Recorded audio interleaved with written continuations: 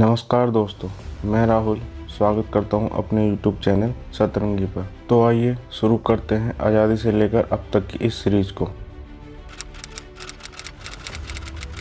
Alt cinema 1970 और 80 के दशक में इंडियन मेन स्ट्रीम सिनेमा से अलग सिनेमा के एक अलग रूप को नई पहचान मिली, जिसे पैरेलल सिनेमा कहा गया। पैरेलल सिनेमा प्रतीकों के माध्यम से उस समय के सामाजिक और राजनीतिक माहौल को दर्शाता है। पैरेलल सिनेमा मसाला सिनेमा की तरह दर्शक बढ़ाने के लिए एक्शन सॉन्ग्स जैसी टेक्निक्स का यूज नहीं करता, बल्कि पैरेलल सिनेमा अपने सीरियस कंटेंट, नेचुरलिज्म और सिंबॉलिकल रिप्रेजेंटेशन के लिए जाना जाता है। पैरेलल सिनेमा इटली के नोरोलिज्म और फ्रांस के न्यू वेव से इंस्पायर्ड है। इंडिया में इस शब्द का पहली बार अरविंद कुमार ने अपनी मैगजीन माधुरी में इस्तेमाल किया। 1970 में मृणाल सेन ने पहली हिंदी समानांतर फिल्म बनाई। इसका नाम था भुवन सोमे।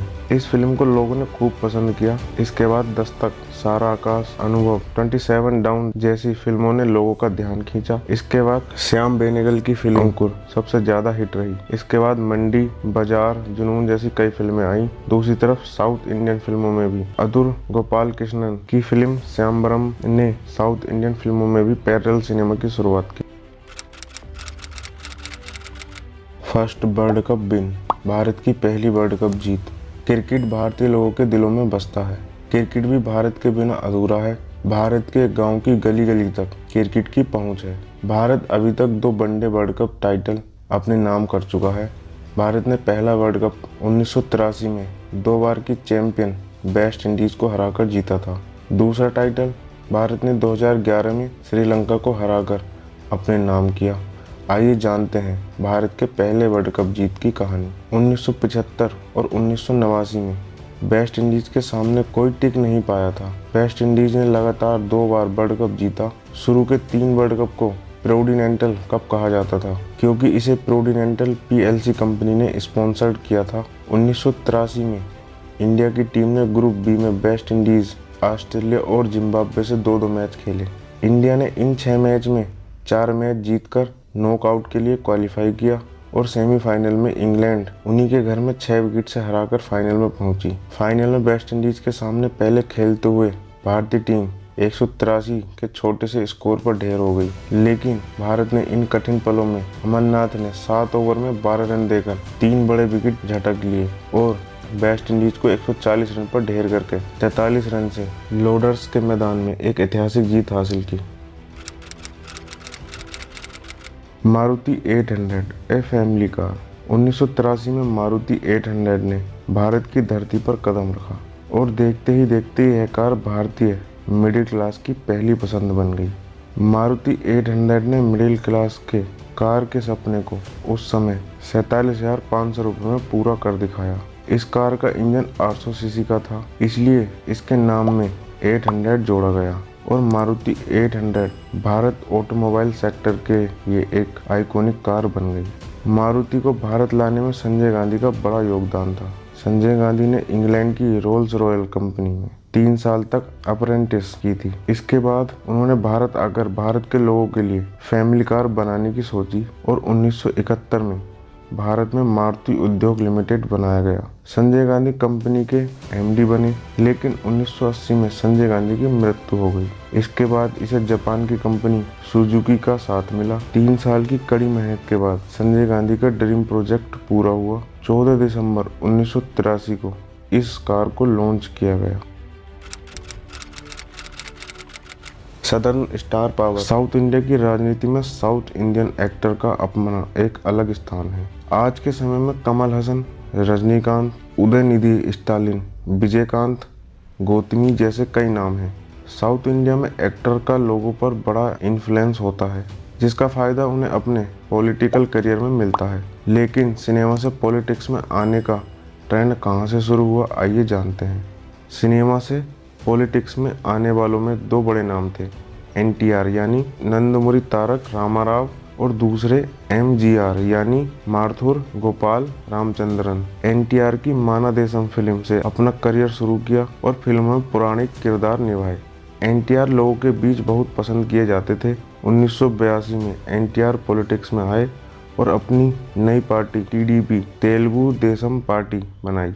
एनटीआर का जनाधार इतना बड़ा था कि अगले ही साल 1983 में एनटीआर ने आंध्र प्रदेश में सरकार बना ली, लेकिन ये सरकार 1.5 साल ही चली और इनकी पार्टी के लोगों ने ही बगावत कर दी।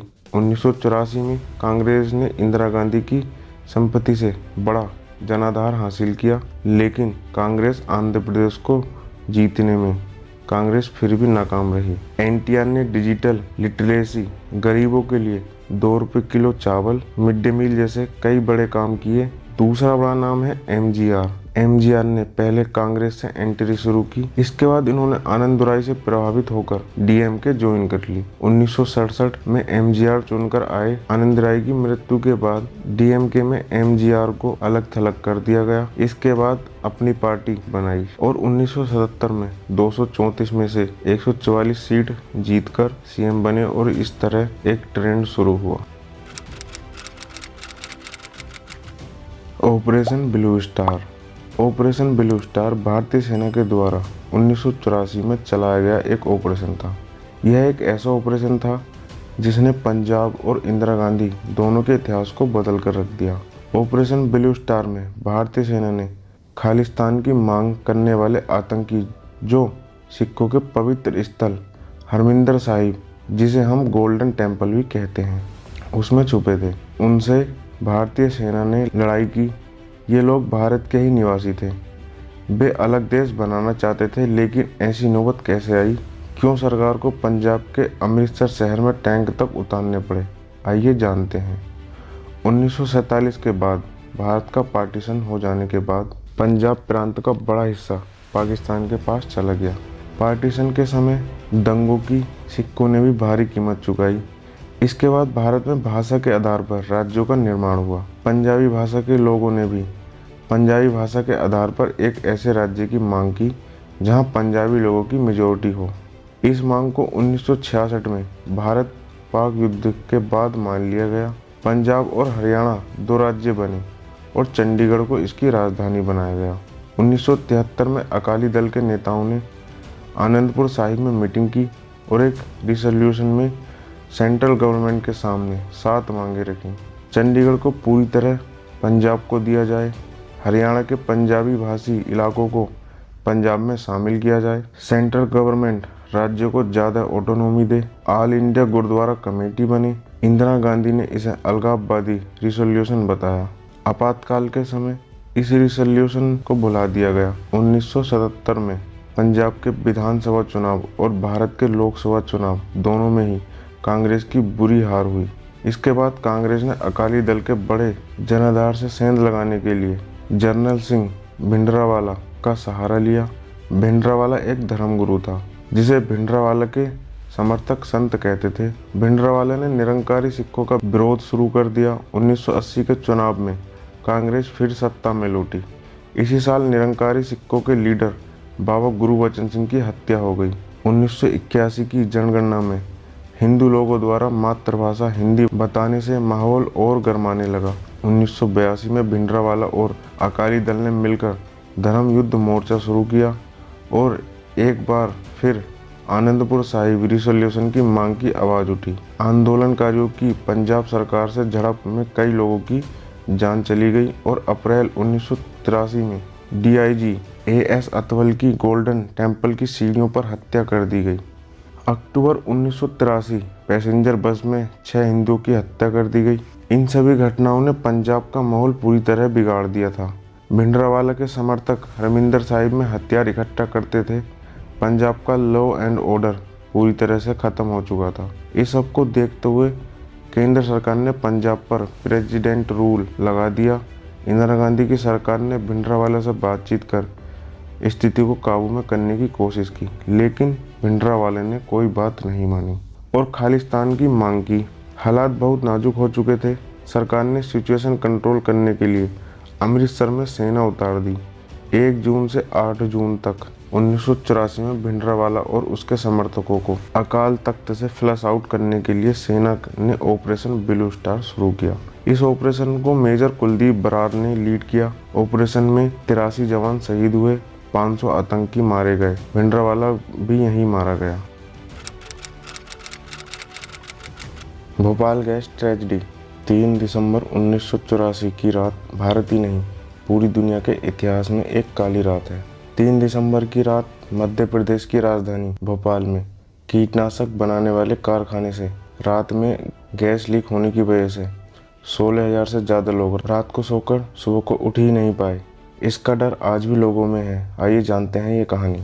3 दिसंबर की रात भोपाल में लगे यूनियन कार्बाइड के कारखाने में methyl isocyanide MIC gas leak होने लगी। ऐसा इसलिए हुआ क्योंकि E610 नंबर के टैंक की कैपेसिटी से ज़्यादा गैस भरी थी। गैस का टेम्परेचर भी 4.5 डिग्री की जगह 20 डिग्री था। गैस को ठंडा करने वाले फ्रीजिंग प्लांट भी बिजली का बिल कम करने के लिए बंद कर दिया गया था और लगभग 1 टन पानी MIC से जा मिला। इससे पानी और MIC में रिएक्शन हुआ और लगभग 40 टन जहरीली गैस पूरे भोपाल में फैल गई। अगली सुबह सड़कों पर सिर्फ लाशें दिख रही थीं। यह गैस ट्रेजेडी वर्ल्ड की सबसे बड़ी इंडस्ट्रियल एक्सीडेंट माना गया। इंदिरा गांधी की हत्या 31 दिसंबर 1984 को सुबह 9 बजे थे। तभी बंगले से बाहर निकलते ही उनके बॉडीगार्ड और कांस्टेबल ने गोली मारकर हत्या कर दी। आइए जानते हैं इंदिरा गांधी के आखिरी दिनों की कहानी। 30 अक्टूबर 1984 को इंदिरा गांधी ने भुवनेश्वर में रैली में कहा था, ऐसा नहीं है कि मैं जीवित रहूं या नहीं रहूं, मेरी लंबी उम्र रही है और मैं ये इस पर मुझे अगर गौरव किसी चीज पर है तो इस पे है कि सारा जीवन मेरा सेवा में गया, केवल इसके गौरव है और किसी चीज पर। और जब तक मुझमें सांस है तब तक सेवा ही में जाए और जब मेरी जान जाएगी तो मैं कह सकती हूँ कि एक एक खून का खतरा जितना मेरा है वो एक एक खून एक भारत को जीवित करेगा, भारत को मजबूती देगा। और मेरी आशा है कि नौजवान हो या महिलाएं हो, ये सब इसको आज सोचे। अगले दिन सुबह इंदिरा गांधी डॉक्यूमेंट्री बनाने के लिए पीटर उस्तिनोव आए हुए थे। इंदिरा गांधी घर से तैयार होकर निकली। उनके साथ उनके PA RK धवन और भी लोग थे। इंदिरा गांधी ने इंटरव्यू के चलते उस दिन अपना बुलेट प्रूफ जैकेट नहीं पहना था।